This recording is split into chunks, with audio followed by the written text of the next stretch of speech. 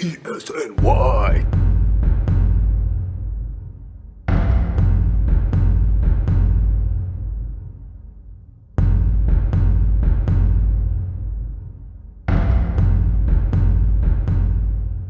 Sabo Radio, back again with another Jets edition. And I'm often asked, why not just do the Jets full time? You know, I'm there for every practice, every home game. Why not just do the Jets? I can't. For any diehard fan of teams within a city, it doesn't even have to be within a city. To limit yourself to just one team is such a rough idea. I just couldn't imagine not discussing the Knicks, not discussing the Rangers, not discussing the Yankees. Even though the Yankees have fallen off my diehard radar, I can't explain it. The Joe Benigno rule. If you're a true fan, you know you can't switch teams. It's in your blood. It's tough to explain to the fair-weathered fan, but that's just the way it is. Born in Garfield, grew up in northeastern PA, right over the border. Parents from Jersey City, Passaic, from northern Jersey. We were still considered a suburb of the city of New York, so we got MSG. We didn't get Sports Channel. We eventually got SNY and eventually got Yes. But I grew up on those 1990s teams. The Yankees on MSG. Don Mattingly. The frustrating Yankees with everyone hating George Steinbrenner. And the younger fans don't understand the George Steinbrenner angle as I hop off the subject for a little bit. You know, it was his suspension. And Buck Showalter and Gene Michael having been allowed to build the team that really created that dynasty. You know, he's still a great owner for the things that he did and his willingness to go over the top. But a lot of people don't understand. A lot of casual younger fans don't understand. So it's different now doing what I do. That fandom and objectivity is completely separated.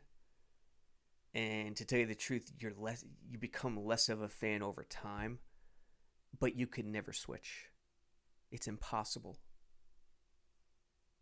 All that happens is you go from crazy, irrational diehard to rational. But I can't do just Jets all the time. It's just impossible. I got to discuss the Knicks for every now and then. I got to get to a Knicks game and cover the team. I got to do that stuff. But today, Jets, again, Joe Namath, folks. He was there on Monday, and Joe knows. Joe knows. It's about the offensive line. I saw a guy named Barry Sanders held the minus rushing yards against the Packers one year. That says something about the offensive line because we know damn well Barry Sanders could run. Le'Veon can play. We know that. It's going to be up to the offensive line how well they can open some holes and protect him. It's just been going back to that team effort thing, man. You know, the offense, depending on how the defense is playing, you know, you can play close to the vest. You could open up. You do whatever you think you can do best. But it takes the whole shooting match. You know, Le'Veon Bell, there's no doubt he can go, but he needs those guys up front. Thank you, everyone. Thank you. Thanks, Joe. All right. Well, thank you guys. And dolls. There he is, guys and dolls. Classic Namath. He's just trying to get by. That famous shot of him playing pool. Asking why it's so criminal to go out on the town and have fun. Every now and again with the ladies. He's just trying to get by. But he's absolutely right. Le'Veon Bell's success, that was the question surrounding Le'Veon. The Jets gave us 5 minutes with Namath after practice. Le'Veon will go as far as the offensive line will take him. It's a message I've been preaching for the last 3 years.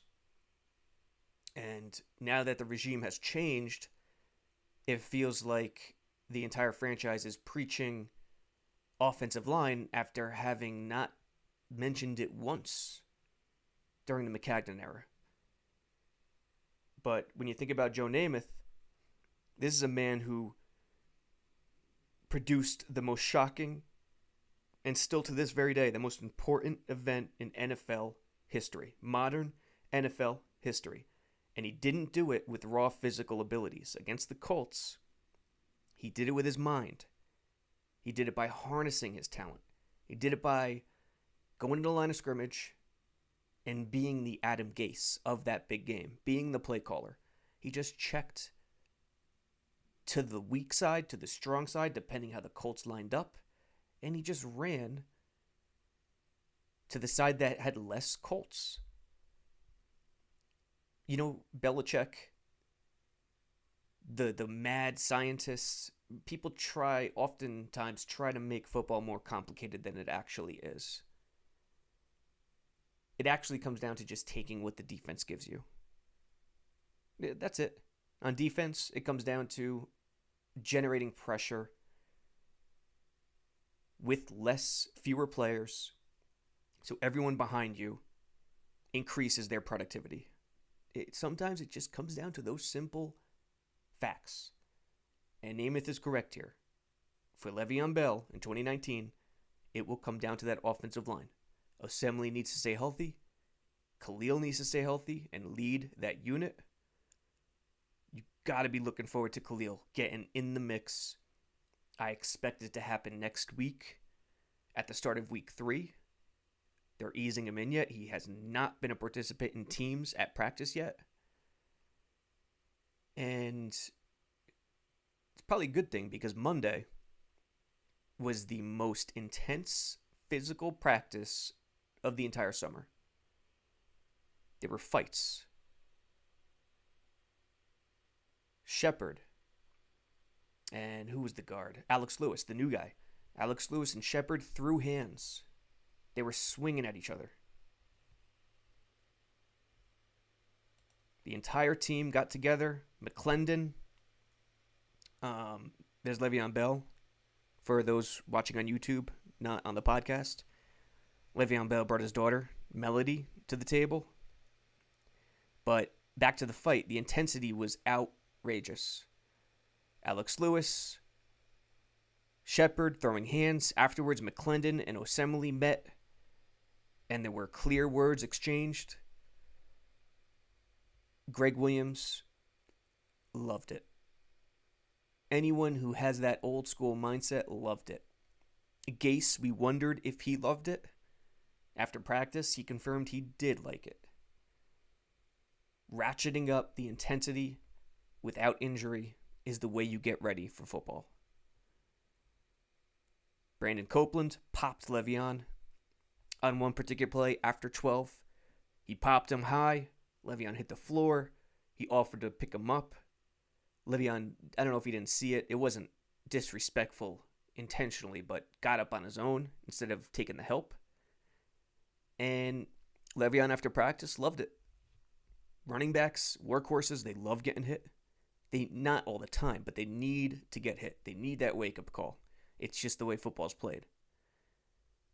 So, Namath, the intensity on Monday, it's all good stuff. Today's Wednesday, tomorrow, week 2. Expect more of the same from week 1. Darnold 1 series, and if it's a great series, he'll be done. If it's a terrible series, maybe Gase will trot him out for a second series. Reporters keep asking Gase about Le'Veon in the preseason. Who the hell cares, folks? He's not going to play. Let's stop asking those questions. It's not important. Will he be rusty a little bit? Yeah, but he's going to be rusty with this offensive line no matter what. Even if he does get a couple series in preseason, that won't solve everything. He's a patient runner, one of the most patient runners in NFL history. He thrives on counters, misdirections, draws, any play that takes more time than a quick hitter, than an inside zone, than a dive, than a off tackle, even a stretch.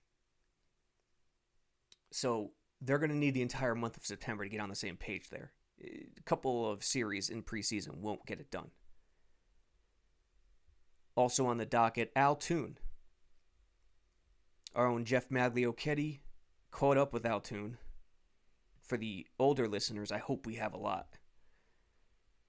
And if you're watching this on YouTube, you'll see the image here. Toon with that old school New Jersey Meadowlands logo in the middle on the AstroTurf at Giant Stadium.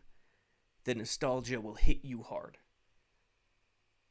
Back in the day when, they sure changed the end zones to Jets colors and Jets logo, but the wall surrounding the stadium was still blue. The Giant Stadium logo was on the outside of the stadium. Completely different feel than it is today with MetLife Stadium, or even the later stages of Giant Stadium when they could alter the colors. But Toon caught up with Jeff caught up with Toon, and Toon basically discussed what he's doing. His family's into real estate. He's just dominating life right now. And Toon, such a short career, mirrors Kellen Winslow in a lot of ways. He's not a Hall of Famer. He didn't come up with the stats to be a Hall of Famer. But man, from Wisconsin, 10th overall pick by the Jets, I think in 84, if I'm not mistaken. It was early 80s. But he's still in Madison, and here's Toon. I've always been a fan of giving back. The community, the university has been good to me, he said. Madison, Wisconsin is a great location to raise a family. I met my wife Jane at the university, so that was another connection. I'm a Madison citizen. I've been here longer than I've been anywhere else. It's home. For a lot of Jets fans, they think of Toon's professional career as New Jersey. But this is where Toon is separated from the rest. Quote, 2 of my kids are realtors. We like real estate in our family. The most important thing for me is that I have a positive influence on the game, positive influence on personnel, that the fans enjoyed me as a person, not necessarily just because I was a decent athlete.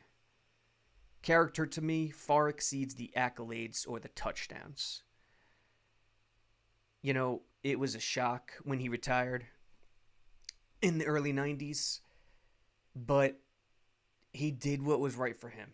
You know, and if you remember, this man, at certain points, this man almost had 1,000 yards during the strike-shortened season. Finished with 900 and something. I think it was 11 or 12 games. This man, at his height, people were comparing him to Jerry Rice. People forget this. Now, Jerry Rice had Bill Walsh, the West Coast, Montana. Ken O'Brien was a good quarterback. But Toon didn't have that. If Toon and Jerry Rice swapped, man, would Toon have put up some stats in San Francisco. Quote, we weren't a dominant winner, but I think we were entertaining. We were in most games and we had the opportunity to win. We were competitive. I think the fans loved that. 88, final game of the season. Giants needed a win to win the NFC East and get in. Jets down by 1 or 2. Field goal would have won it. Got a nice kick return from Bobby Humphrey. Sprung the drive. Ken O'Brien, Roger Vick, the running back that old school Jets fans still curse out to this very day. Couple plays here and there. I think Schuler had a crossing pattern catch. It finished with about 30-something seconds left on a Toon fade. Top right corner of the end zone on your TV screen. Jets win. Break the hearts of the Giants. Toon, Ken O'Brien, they were tremendous. And if they had, speaking of Namath, if they had a better offensive line, they could have done a lot more damage with the defense they had. And Toon and kind of mirror each other in a lot of ways. Not body type, not athleticism. Toon was by far the superior athlete. But the way each of those two put their body on the line and the way each of those two exited the game kind of mirror each other. Now, we're heading into we are in week 2. After tomorrow night, we'll be in week 3, full dress rehearsal. As fans, when you're thinking about the preseason, what to look for, it's about jobs. It's about livelihoods. What will the 53-man depth chart look like?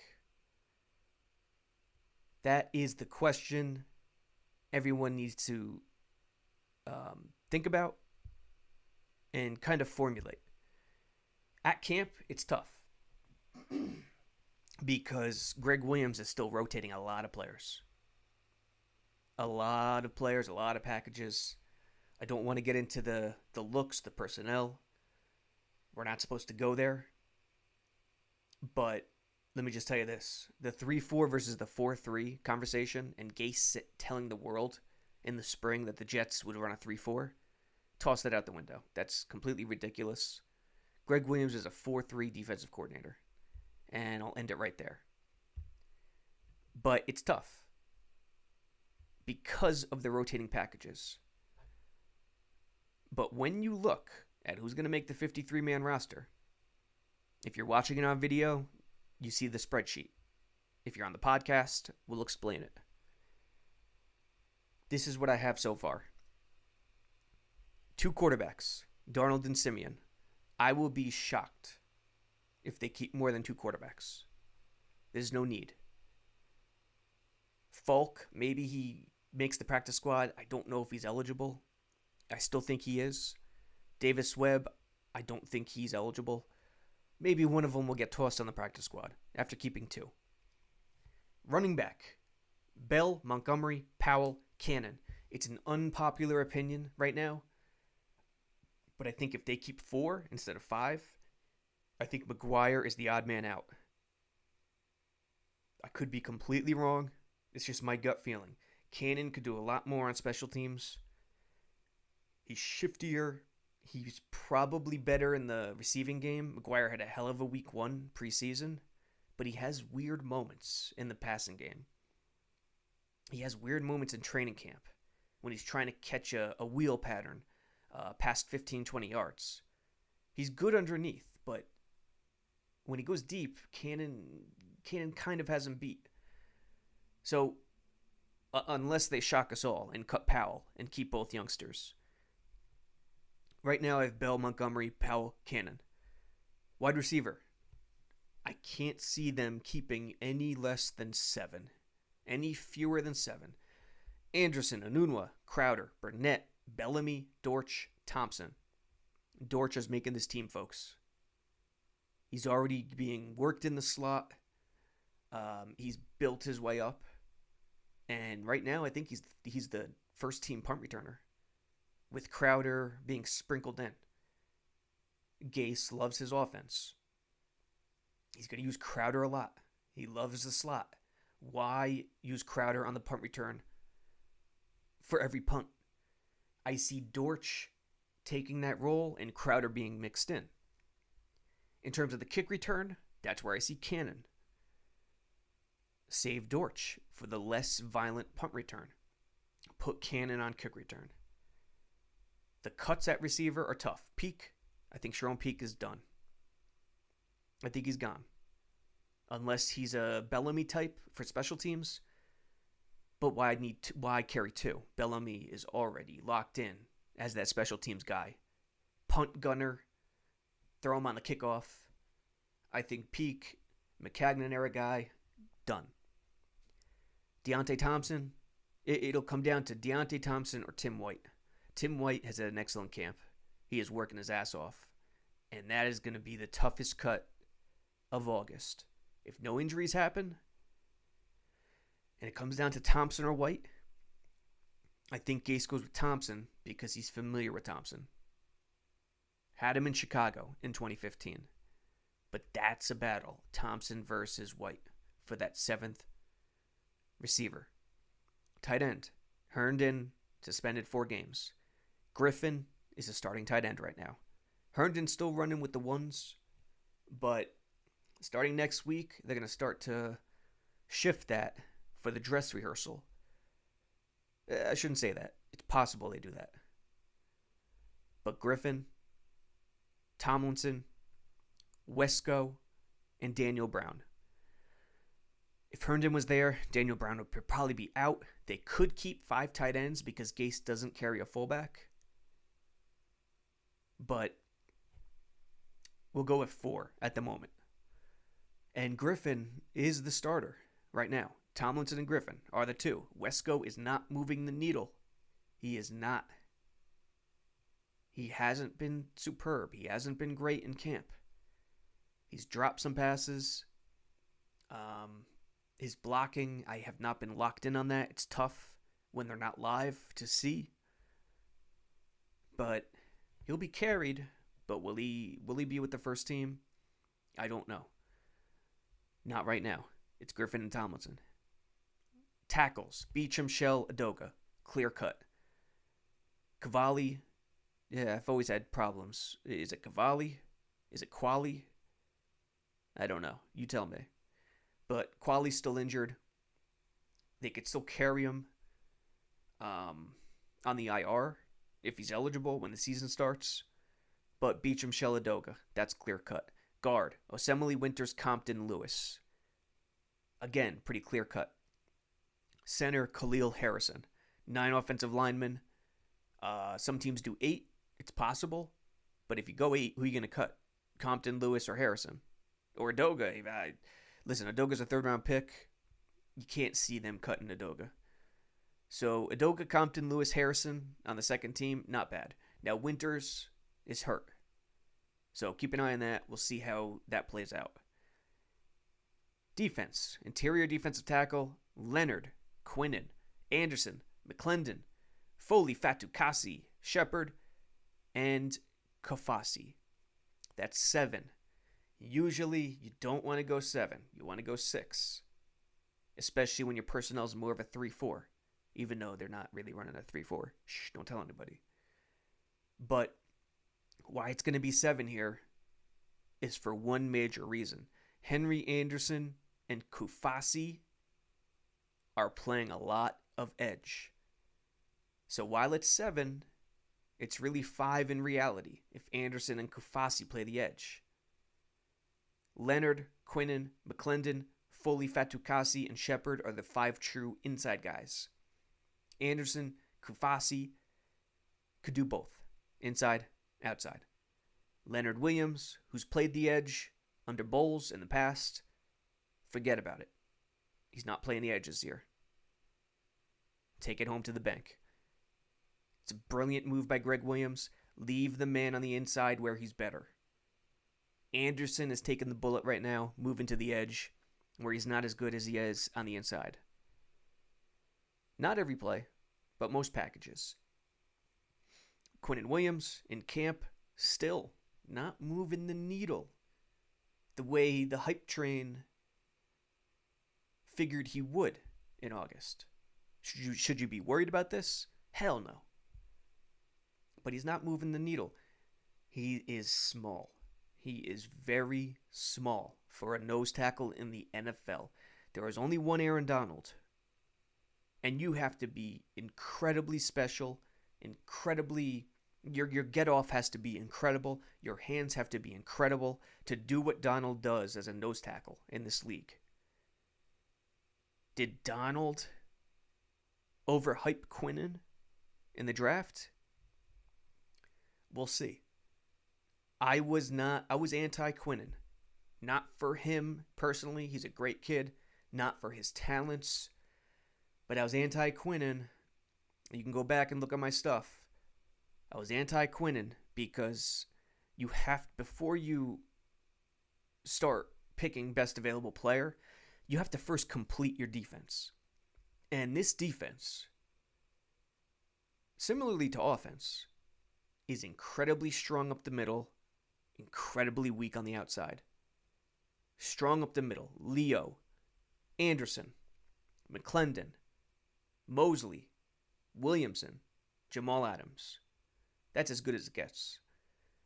Incredibly weak on the outside. No edge presence. Jordan Jenkins is an excellent run defending edge. He's not a good edge pass rusher. Cornerback, Jermaine Johnson. We know the cornerback situation. They're slow. They don't have speed. And that's what the Jets defense needs before they take the next step. They need to complete the unit. They're studly on the inside. They lack the speed and talent on the outside to make it all work. And as of yet, a corner, aside from Brian Poole in the slot is as good as it gets. Not as good as it gets in the NFL. Top 5, top 10 in the NFL as a slot corner. More of the inside dominance that the Jets present. As of yet, the corners and the edge has not stepped up. You know, the top package has Jordan Jenkins and Henry Anderson on the edge rushing the passer. That is not going to get it done. For your inside guys, you know, we talk about Brady, inside pressure, the top sack leaders from a year ago, all being inside guys. For that to happen, you need speed, you need finesse. You need finesse moves on the edge to make the interior work. The Jets don't have that yet. Jordan Jenkins is a bull rusher. Henry Anderson is a bull rusher. They're the same guys on the outside. Slower, more physical. They need a Copeland. They need a Polite. They need a Luvu to step in there. And speaking of Luvu, he's been impressive. I would love to see Luvu get on that first team and see what he could do. They need that for it to all work. And if you get that from the edge and you have a pass rush that is generated from a four-man pass rush, suddenly your corner situation looks a lot better. Safeties, really, they take some pressure off the corner, but not nearly as much. It's only a fraction compared to what the pass rush could do for them. But anyway, 7 on the interior. Leo, Quinnen, Anderson, McClendon, Fatukasi, Shepard, Kafasi. On the edge, you got Jordan Jenkins, Copeland, Luvu, Basham, and Polite. Speaking of the rookies, Polite, again, not moving the needle. Not getting reps with the first team. Again, 6 is usually the interior defensive line. 4 is usually carried at the edge. We have 7 and 5. Why? Because we're only keeping 3 at inside linebacker. Mosley, Williamson, Cashman. And why can they do that? Because Brandon Copeland, who's listed as an edge, is playing a lot of second-level linebacker. I didn't know he could do that. Greg Williams has found something here. Copeland could do both. He could play the will in the 3-4, where you got Mosley, Williamson, and Copeland, and he's the starter right now.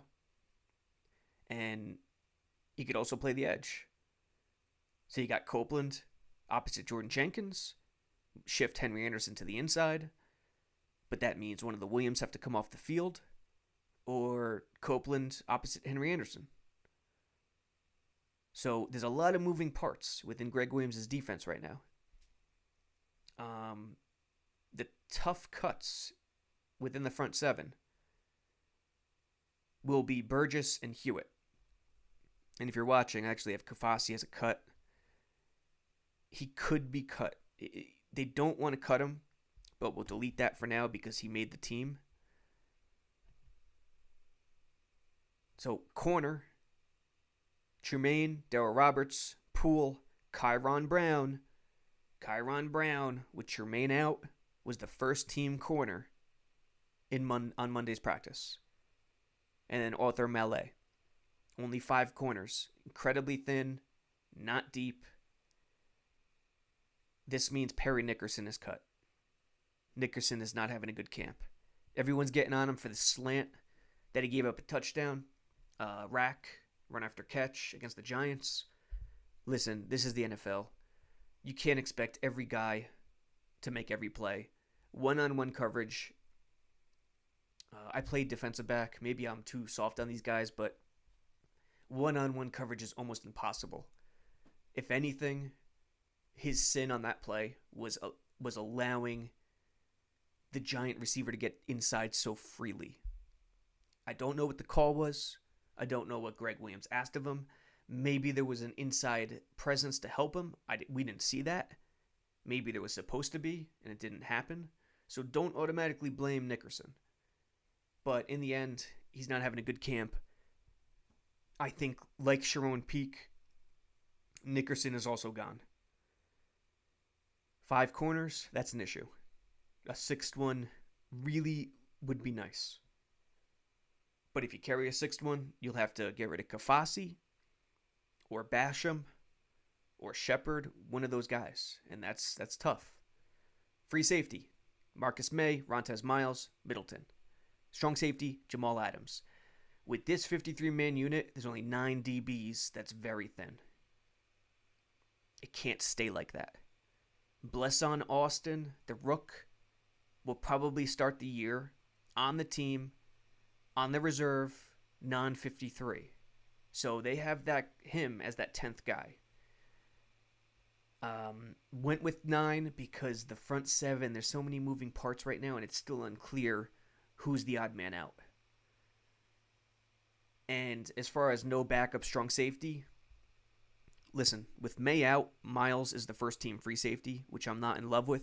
He's more of a strong safety. He's more of a roaming guy near the edge.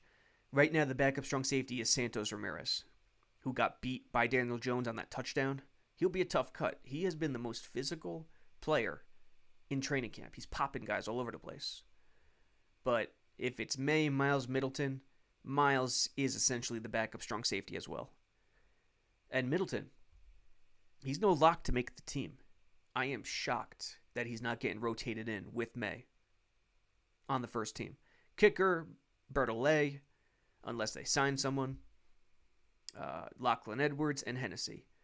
That is the 53-man look right now.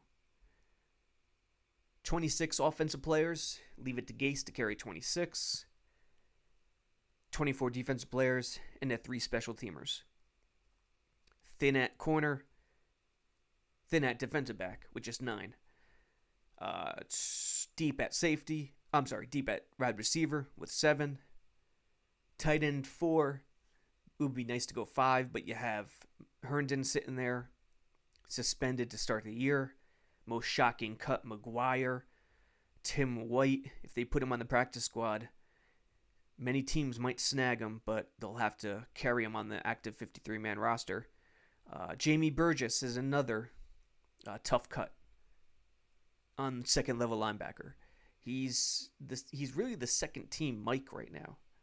He's the second team Mosley. So that'll be interesting. And Hewitt is another tough cut.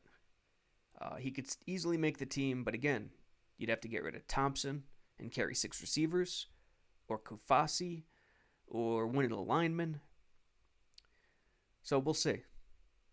It's very interesting, very, very interesting to say the least. Monday, the most physical practice of the year. Gotta love it. Yesterday, they made the coordinators available. It was a short practice in the rain. Today, off day for the media. Tomorrow, week 2. See Darnold, see the offense. We'll do another breakdown of the first team offense. Maybe the defense this time around too, but it's less exciting for the defense because Greg Williams is not going to do anything exotic. It's more about placement and personnel at this point. And until then, we'll figure it out. Right now, think about the 53, think about the jobs, and look at Khalil getting mixed in to the first team because that's the opportunity for the offense to put it all together. They still need a tackle badly. Listen, you got to love Beachum as a person. He's a great dude. But Beachum needs to be the right tackle or at least the second best tackle on the unit. So we'll see. But Khalil has a chance. Khalil with Assembly have a chance to round out that offense. They truly do. The weapons are good enough. People say they lack a top receiver, a number one receiver. Maybe Robbie Anderson's the real deal. His short to intermediate routes are crisper, better this year. Hines Ward, I think, is doing wonders for him. That interior of the line, Khalil as the quarterback could do it. Defensively to round it out, Greg Williams is currently handicapped. There is no speed. I don't want to say no talent, but no speed. Less talent than comparing other depth charts around the league. On the outside, edge, corner, they need that speed to show up. And Greg Williams has Henry Anderson firmly planted as one of the edge rushers, Jordan Jenkins as the other. Copeland, Luvu, Polite. Those are the three. If one of those three, and even though Copeland's playing the will in the 4-3, he's still available to play the edge in the sub package. He's doing both. One of those three have to step up as a speed edge rusher to round out the defense, or to round out the defense and make sure the offensive line can't block against a physical style that's so much easier. If the offensive line, the offense knows there's no speed on the line, and they all bull rush, and it's all power and no finesse, do you understand how much easier it is to block that? Now, when you got a Lawrence Taylor and speed coming at you at one of the edges or both, the speed-power combo interior on the edge is so much more difficult to stop. So Luvu, Copeland, Polite, that is the X factor for the defense right now. And we'll see what happens in week 3. Until next time, Jets Radio, Sabo Radio. Gotta love all the teams. Gotta love all the sports. Like football, yeah, it's the best. The Jets, yeah, it's great.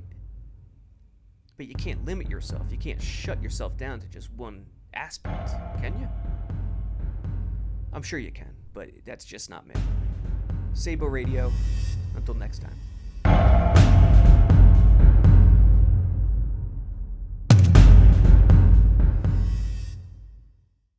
ESNY.